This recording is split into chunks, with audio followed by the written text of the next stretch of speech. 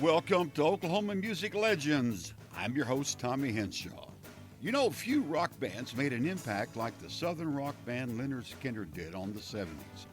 Ronnie Van Zant and the Boys wrote and played songs that will forever be a part of rock history.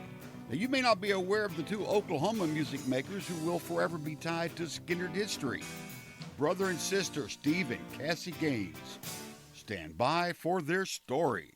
The oldest of the siblings, Cassie Gaines, was born on January the 9th, 1948 in Seneca, Missouri. The following year, brother Steve was born in Seneca. A short time later, the family picked up and traveled the short 17 and a half miles west on old Oklahoma State Highway 10 to what would become their hometown of Miami, Oklahoma. Now, while it's spelled the same as the much larger town you may be familiar with in Miami, Florida, in Okie speak, around here, our town's name is pronounced Miami. Cassie was beautiful and a very talented actress and singer. While in high school, she would star in her high school's production of Hairspray. After graduation, she attended NEO, Northeastern Oklahoma University in Miami, for 2 years, then transferred to Memphis State, where she graduated with a degree in physical education and where she would first begin singing professionally. Steve would get hit by the music bug at 15 after his father Bud took him to see the 1965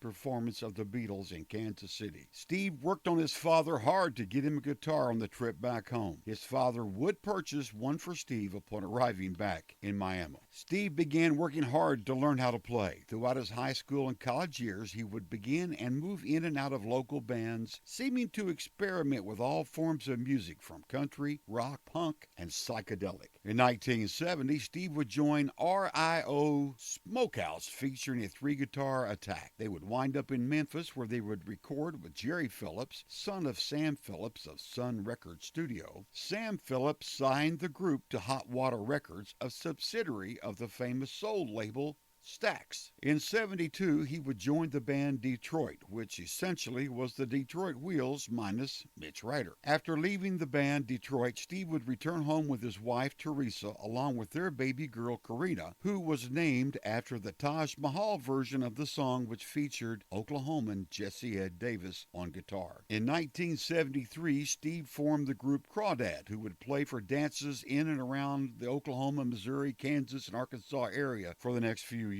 Moving back to Cassie, continuing with her professional singing career, she would become one of the original members of the Broadway play Hairspray. Now here's the way the story goes. Late in 1975, leader of the band, Ronnie Van Zant, saw Cassie performing in the play and was impressed. He then learned that JoJo Billingsley, already a backup singer with the band, knew Cassie from her days attending and singing at Memphis State. Van Zant asked JoJo to talk to her and ask her if she would try out for his band, perhaps as another of the band's backup singers, which Cassie did. She was hired to join Skynyrd's backup singers, JoJo Billingsley and Leslie Hawkins, to become the third member of the Honkettes. In 1976, Ed King, who was the band's original lead guitar player, was going to leave the band due to heart issues. Cassie learned about Ed's leaving. The band was about to begin the formal search for Ed's replacement. She immediately went on a campaign with members of the band to give her brother Steve a tryout. After initial reluctance, members of the band agreed to give Steve a tryout. On May the 11th, 1976, at the Municipal Auditorium in Kansas City, Missouri, Steve would join the band on stage for one song, T for Texas, an old Jimmy Rogers song, and have his shot performing with the band. So apprehensive was Van Zant that he instructed the sound man to unplug Steve if he had any problem keeping up. Now, the band was unable to hear Steve's play, but after the show, sound man Kevin Ilson, who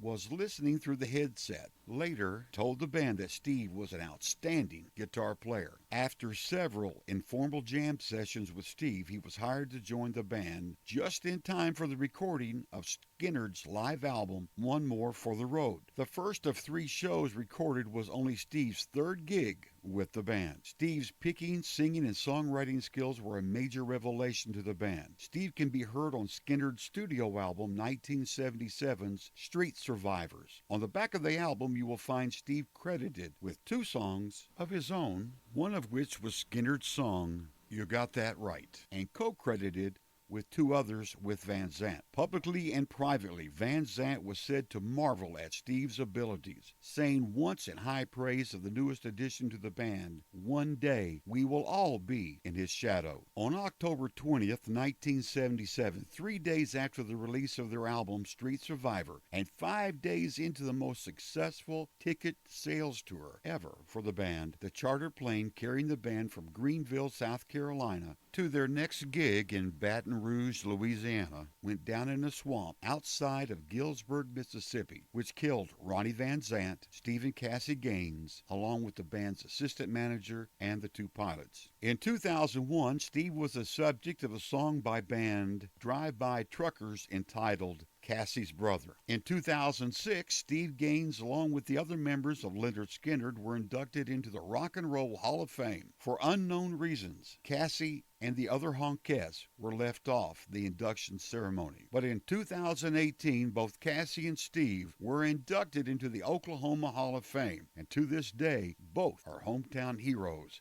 there in Miami. You've been listening to Oklahoma Music Legends Podcast.